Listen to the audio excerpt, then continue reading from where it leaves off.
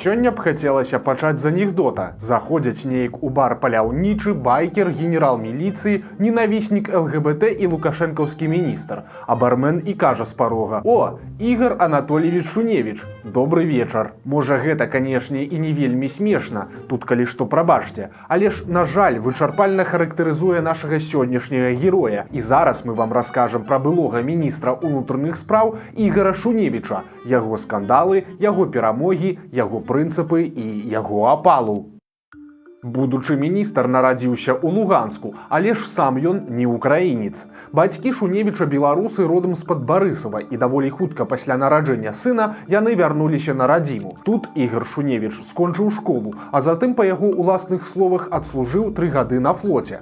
Пасля службы ўжо ў дарослым узросце ён вырашыў стаць следчым і паступіў у мінскую вышэйшую школу міліцыі. Дарэчы, гэтая яго мара хутка споўнілася, бо Шуневіч пачаў кар'еру якраз з працы следчага і ў выніку даслужыўся да намесніка начальніка мінскай абласной міліцыі. Затым толькі ўверх. У 2007 годзе Шуневіч перайшоў у КДБ, дзе правёў 5 гадоў і быў начальнікам аднаго з упраўленняў, займаўся барацьбой з карупцыяй і арганізаванай злачыннасцю. У пачатку 2012 года Ігора Шуневіча прызначылі намеснікам міністра ўнутраных спраў, а ўжо праз паўгады павысілі і да міністра.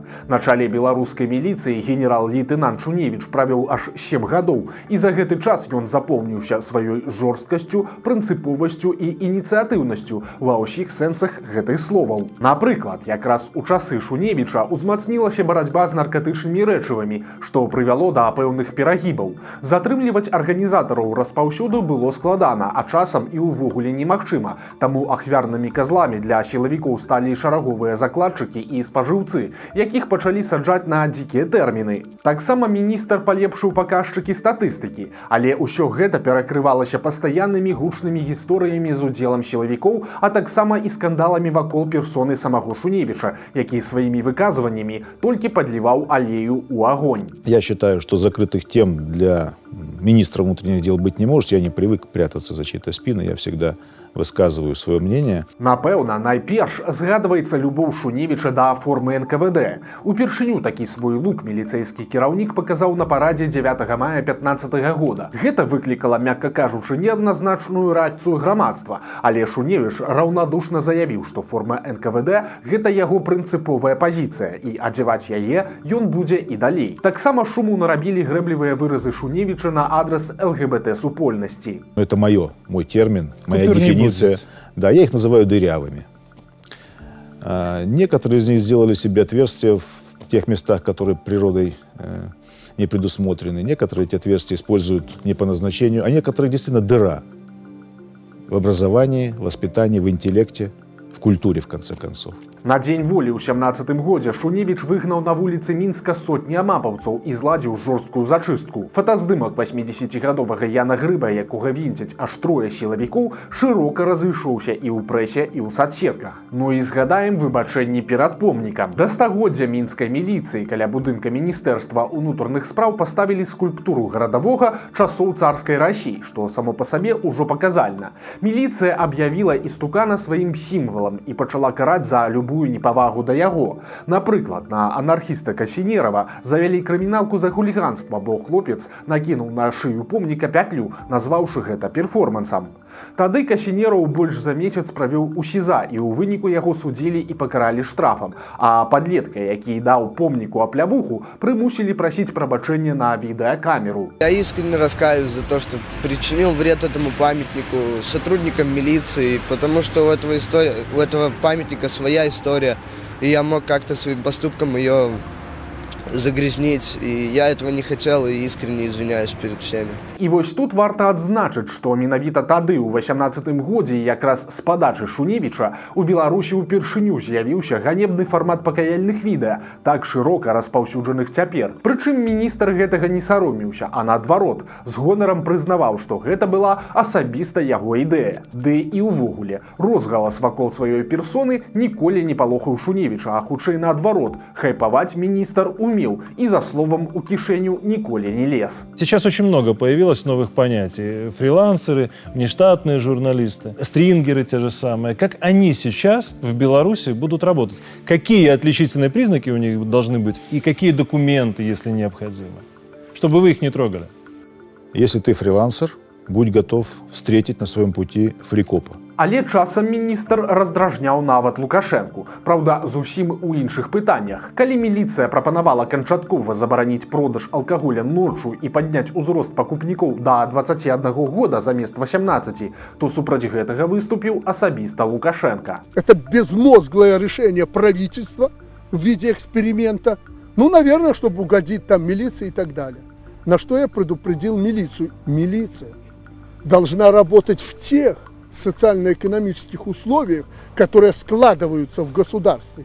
Праўда, у гэтых абурэннях няма нічога дзіўнага, бо ў Беларусі алкаголь гэта манаполія дзяржавы, якая на ім зарабляе вельмі добрыя грошы. Але ж рэзка негатыўную рэакцыю Лукашэнкі выклікаў і закон пра хатні гвалт, які заклікала прыняць міліцыя. Адказ быў жорсткім. Лукашенко запэўніў, што пры ім такога закона ў Беларусі ніколі не будзе. Этот законопроект внесла милиция, как меня проинформировали, с привлечением отдельных людей. Ну а как же, ну милиция ж вносит, все по струнке выстроились. Жду, что президент скажет.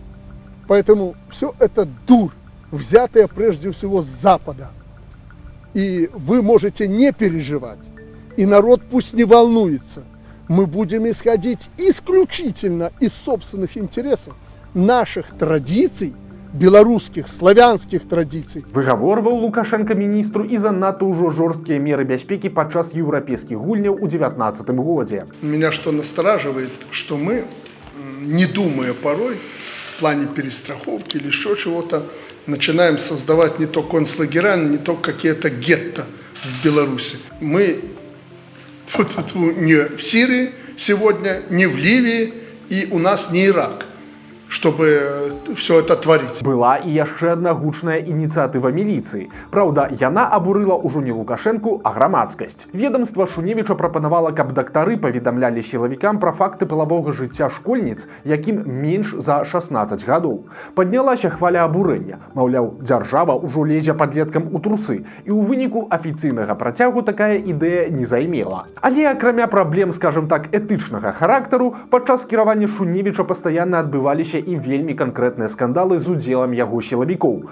Вось толькі некалькі прыкладаў. Афіцэр Губазік скраў з працоўнага сейфа 270 000 даляраў і збег за мяжу. А мапаўцы ў масках уварваліся ў кватэру да ўрача-педыятара, выбілі ўваходныя дзверы, разбілі акно і напалохалі цяжарную жонку і маленькую дачку доктара. А пасля аказалася, што сілавікі тупа памыліліся, і доктар быў ні ў чым не вінаваты. Сталічны участковы ў навагоднюю ноч не справіўся з падвыпіўшым Мінчуком і пачаў страляць у яго стабільнай зброі. Проста ў судзе амапаўцы жорстка збілі журналіста партала Тутбай Дабравольскага. І гэта толькі частка гучных і вельмі непрыемных для міліцыі гісторый, якія адбыліся ў часы Шуневіча. У сваю чаргу міністр быў жорсткім і да сваіх падначаленых. У 16-м годзе п'яны кіраўнік баранавіцкай даі насмерць біў жанчыну. Пасля гэтага міністр прымусіў усіх даішнікаў прайсці праверку на дэтэктары хлусні, а з тымі, хто адмаўляўся, проста не працягвалі контракт. Уже ныне упомянутая служба ГАИ сегодня приказом министра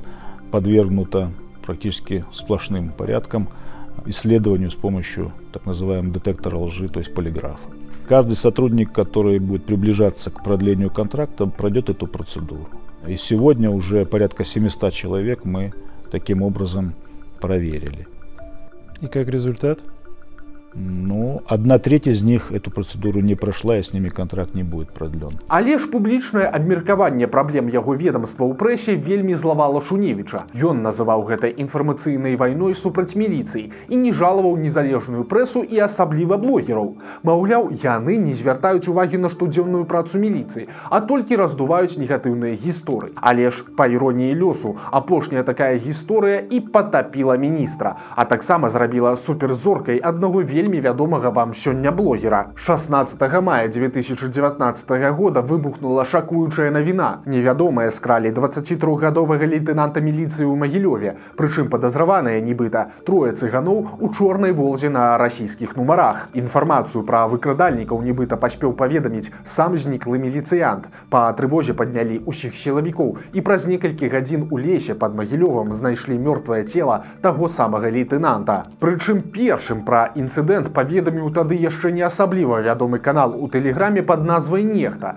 Там жа з'явіліся і першыя фотаздымкі цела і злівы радыёперамоў міліцыі. І менавіта тады канал пачаў набіраць падпісчыкаў і сваю першую папулярнасць. Тым часам пасля знікнення міліцыянта падняўся неверагодны розгалас. У тую ж ноч у цыганскія раёны Магілёва прыехалі ўзброеныя сілавікі і правялі там татальную зачыстку. На допыты забралі ўсіх, і мужчын, і жанчын, і падлеткаў, прычым затрымлівалі іх вельмі жорстка. Жанчын пад раніцу адпусцілі, але сотню мужчын і хлопцаў пакінулі пад вартай. Вось толькі па выніку аказалася, што ніхто лейтенанта не забіваў, а ён здзейсніў самагубства. Адпаведна, і цыгане, якіх жорстка круцілі сярод ночы, таксама ні ў чым вінаватыя не былі. Але ж выбачацца перад імі Ігор Шуневіч катэгарычна адмовіўся. Ну, обидели людей ни за что.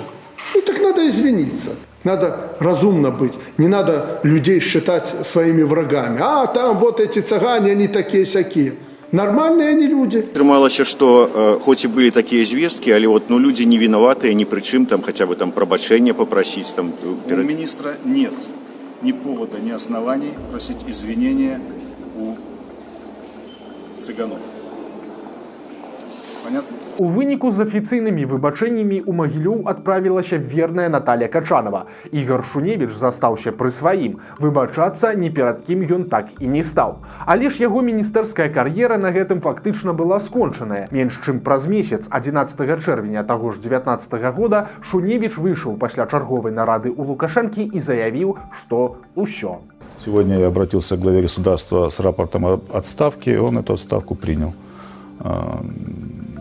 Так что надеюсь на то, что я смогу еще принести пользу нашему государству в другой должности или на другой работе. Афіцыйна Шуневіч сышоў па згодзе бакоў, але што стала сапраўднай прычынай, тут ужо гучалі зусім розныя версіі. І пра здароўе, і пра будучую палітычную кар'еру, і шмат чаго яшчэ. Але ж самай верагоднай выглядае іншае, што апошняй кропляй для Лукашэнкі стала альбо агулам уся гісторыя з мёртвым магілёўскім міліцыянтам, альбо канкрэтна дэмарш Шуневіча і яго упартая адмова выбачацца. Лукашэнку такое свавольства падначаленых зусім не патрэбнае. Бо сёння ты не хочаш выбачацца, а заўтра што, узначаліш рэвалюцыю? На карысць менавіта гэтай версіі кажа і тое, дзе і кім у выніку аказаўся Ігор Шуневіч. Пра тых кіраўнікоў сілавых ведомстваў, хто сышоў, скажам так, па-добраму, Лукашенко, як правіла, не забываўся. І пасля звальнення з пасады міністра яны станавіліся кіраўнікамі навучальных устаноў альбо прадстаўнікамі ці нават пасламі у якіх-небудзь не вельмі важных для Лукашэнкі краінах. Шуневіч жа, у сваю чаргу, трохі пабыў гендырэктарам мінскага хакейнага «Дынама», а пасля быў пастаўлены кіраваць таварыствам паляўнічых і рыбаловаў, дзе працуе і па сёння. З аднаго боку, прызначэнне як бы лагічнае, бо Шуневіч заўзяты паляўнічы. Але з іншага, генерал-лейтэнанту ўсяго толькі 57 гадоў, і для беларускага чыноўніка з такім досведам гэта не ўзрост для адпачынку, а таварыства паляўнічых другі, калі не трэці шэраг наменклатуры. Але ж як ёсць. І сітуацыю не змяніў нават пачатак вайны. Цяпер Ігор Шуневіч носіць зусім іншы мундзір і, магчыма, чакае іншы шанец праявіць сябе. Прычым і на гэтай, здавалася б, не вельмі медыйнай пасадзе Шуневіч умудраецца трапляць у навіны і па старой звычцы з гучнымі заявамі. То ён прапануе рабіць з паляўнічых снайпераў для тэробароны, то называе чырвоную кнігу рудыментам і хоча страляць буслоў, то параўноўвае жанчын з жабкамі. Праўда, наўрад ці Ігору Шуневічу даводзіцца асабліва скардзіцца на сваё жыццё, бо ў 14 годзе ён атрымаў надзел у элітным мінскім раёне Дразды-2, дзе традыцыйна селіцца лукашэнкаўская наменклатура. За часы свайго міністэрства Шуневіч пабудаваў вось такі катэдж. У 2 паверхі і прыкладна 300 квадратаў, а сваю кватэру перапісаў на малую дачку. Ёсць у былога міністра, дарэчы, і дарослы ўжо сын Ілля, які па бацькавым прыкладзе таксама пайшоў служыць у міліцыю. Акрамя сям'і застаюцца ў адстаўнога генерала і шматлікія хобі. Напрыклад, калекцыянаванне зброі, а таксама тое ж паляванне. Прычым страляць жывёлаў Ігар Шуневіч ходзіць разам са сваёй жонкай Тацянай, якой ён дорыць паляўнічую зброю на дні народзінаў. На пасадзе міністра Шуневіч быў аматарам пакатацца разам са старэйшым сынам Лукашэнкі Віктарам. Спачатку ён рабіў гэта на службовым матацыкле, а пасля купіў і свой уласны Харлей Дэвідсон Роуд Кінг. Праўда, пасля звальнення з міністарскай пасады навіны пра пакатушкі Ігара Шуневіча неяк зніклі з дзяржаўных СМІ. Сам жа ён хоць і не знік, але з'яўляецца ў прэсе заўважна радзей. Ці надоўга гэта? Пытанне адкрытае. Так, сёння Ігар Шуневіч ужо збіты лётчык, то бок чалавек, чыя кар'ера па тых ці іншых прычынах пацярпела крах, і яго лепшыя гады засталіся недзе там, далёка ў мінулым. І збіў яго прыцэльна Александр Лукашенка, але ж і збіты лётчык можа яшчэ раз узляцець, калі нехта зноў даверыць яму самалёт.